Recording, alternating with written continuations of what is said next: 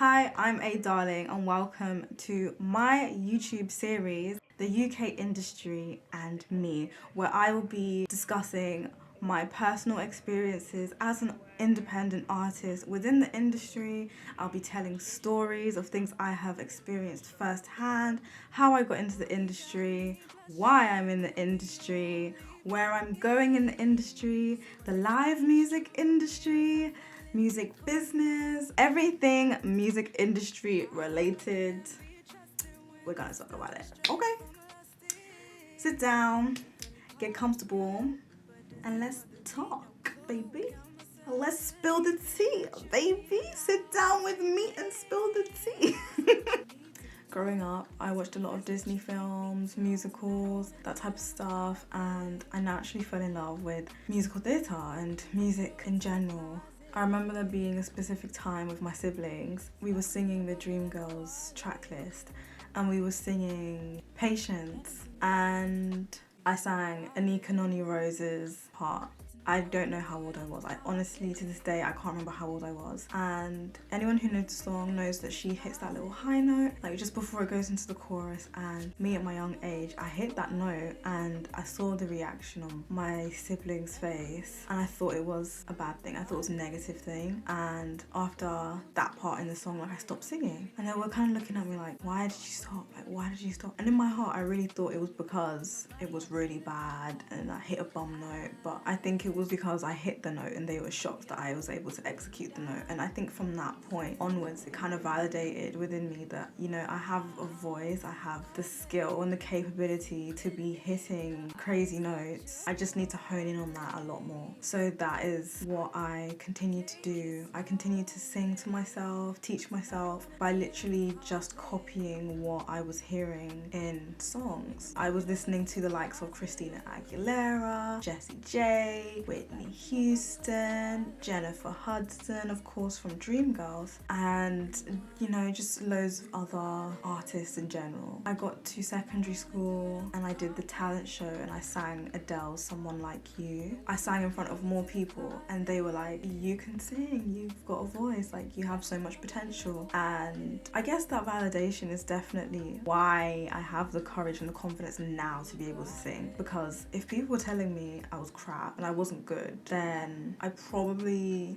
wouldn't have come out of my shell and I probably wouldn't have continued to pursue singing and pursue music for as long as I have been. Time goes on, I do GCSE music and it comes to A-levels. I wanted to do A-level music, but the sixth form that I went to discontinued the course because not a lot of people were interested in signing up. I think it was literally 3 people, including myself, who was interested. So they discontinued music A-level and they did music tech instead. I was never interested in music tech. However, I chose it anyway. Now, year 12 was a hard year for me, okay? Year 12 was mentally draining, physically draining. I was going through so much health-wise. I was going through a breakup and it all took a toll on me mentally and physically, and I did so badly in my A-levels. I only think my closest friends knew how badly I did. In my AS levels, I should say. Well, yeah. I mean, it kind of continued into year 13 as well. I only came out of 6th form with 2 A-levels, and that was in photography and philosophy. So I kind of was like to myself, okay, because I only got 2 A-levels, I kind of need to redeem myself, and I would love to do an apprenticeship to try and make up for the lack of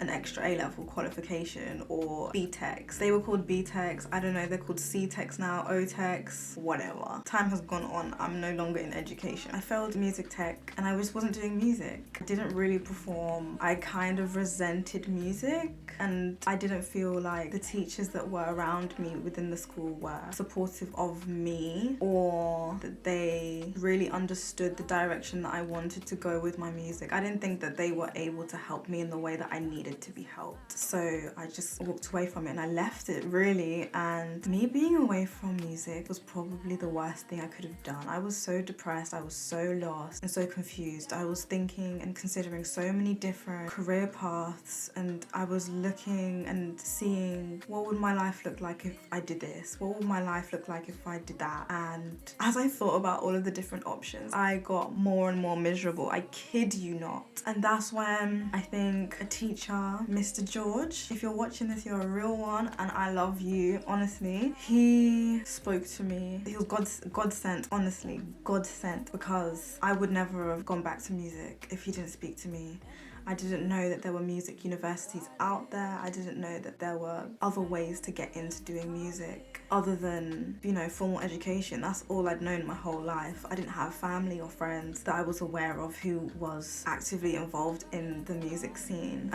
Like I said, to the extent and to the level that I wanted to be in it at. So I found a university. It wasn't the one that I ended up going to in the end, and I went and studied vocal music performance for 4 years. But whilst I found that, it was very late and I would have had to gone through clearing, and I didn't want to rush my application, so I decided I will apply for it the following academic year and I will work in the year off, or I will try and find an apprenticeship. Luckily for me, I did find an apprenticeship which was actually within the creative music sector. I was working for a company which provided instrumental lessons to students, and a main part of my job role there was to facilitate instrument hire. So I learned a lot in that process. It was mostly classical instruments, I'm not going to lie to you, but I think me being within that space increased my appreciation for classical music. And everyone who knows me now knows that I listen to classical music a lot and I love classical music, and I had always kind of been interested in classical music before I had that job, but now I listen to it differently. I appreciate it a lot differently, and it's interesting because I don't know a lot of people my age around me who actually care for classical music.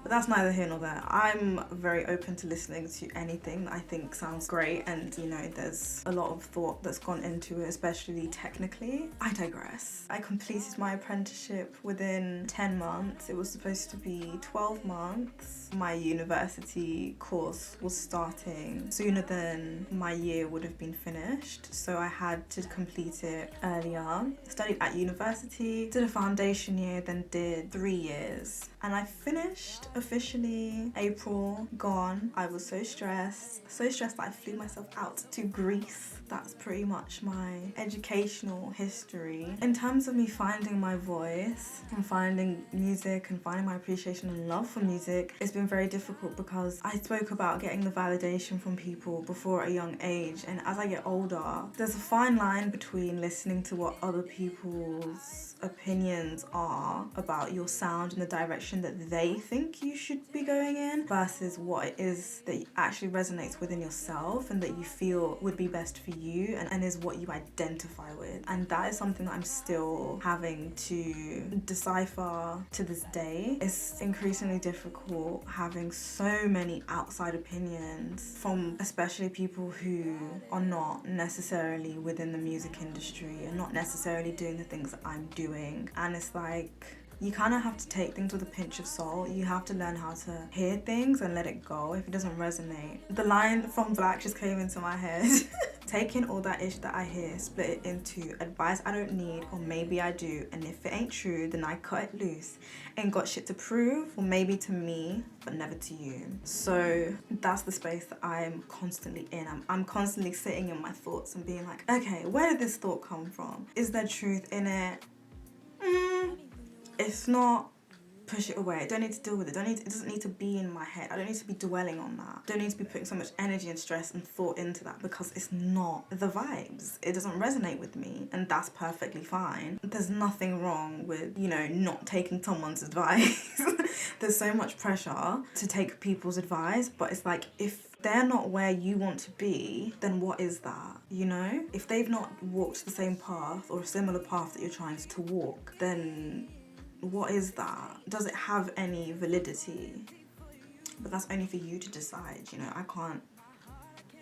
It's food for thought. And also, I would say, within trying to find my sound as well and collaborating with other people, and that's another story for another day. Hearing industry experts, you know, also giving feedback on certain fields and stuff. I'm only now sitting back and being like, okay, they are a professional within their industry and within that genre and that style of singing. Is that the genre and style that I even want to be in? For me to be taking that feedback? Is that the sound that I'm trying to go for? Is that actually what I like? Or can I listen to their feedback and pick and choose which elements of that feedback I want to incorporate into my music? Because it's not every day, every single song I'm going to be singing, doing these crazy runs like how they want me to, or adding these onsets and offsets like how they say, you know, is so imperative, or are key elements within this specific genre, because I'm not trying to jump into that genre. Do you get it? There's certain elements and stylistic vocal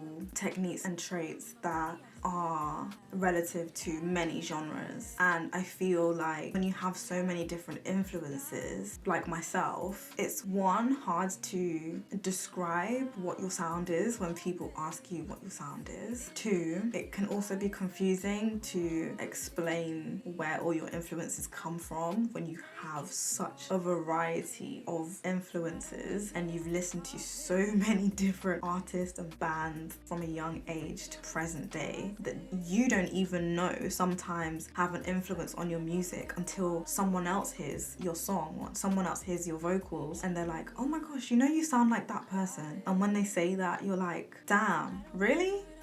I didn't even know that. I wasn't even trying. But the influence is showing through. It's showing up in ways that you're not even aware of. So for me, I'm very much right now in a space of exploration, finding my voice, finding my sound. I told you my process of being in music, my love for music from a young age. And, you know, as the series unfolds, I will be divulging into the finer details of this journey, because there are probably a lot of these stories that my closest family and friends are not even aware of, and I'm ready to share it. So my camera stopped recording and it cut out just my closing remarks. I wanted just to give you a little introduction into my history, into the why I do music. I do music because when I tried to envision my life without it, I didn't see the point in being on this earth. I didn't see the point in existing, because I knew I wouldn't be fulfilled deep down within my heart trying to be in any other career and any other sector that wasn't music. I went away, wasn't singing for a good 2 years. I lost all the hard work and skills and talent that I had been working on and developing, and I had to learn it all over again. I had to go back to square one and strengthen my voice. And now I'm at a point where my voice is stronger than ever and I'm more confident than ever, and I'm still having to relearn things that were very natural to me when I was younger, but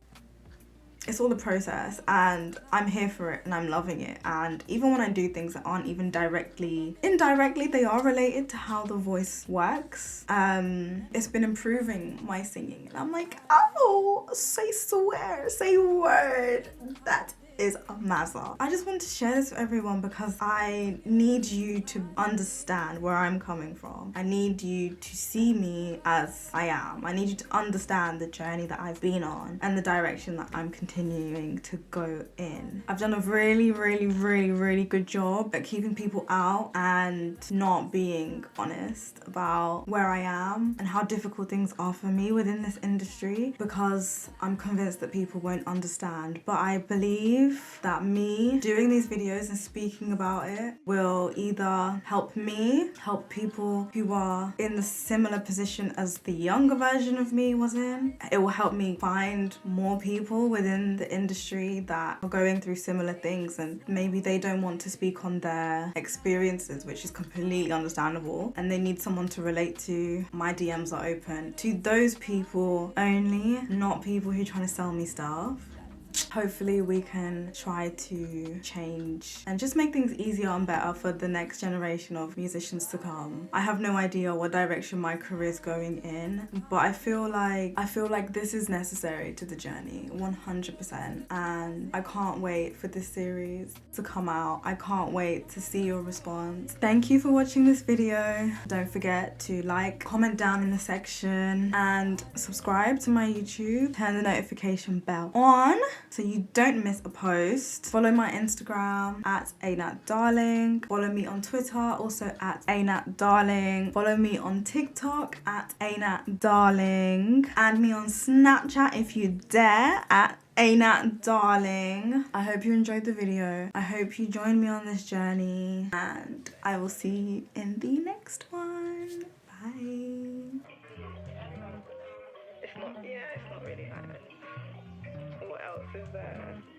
Do you know where, what's it called? That shisha place and restaurant. What's it called?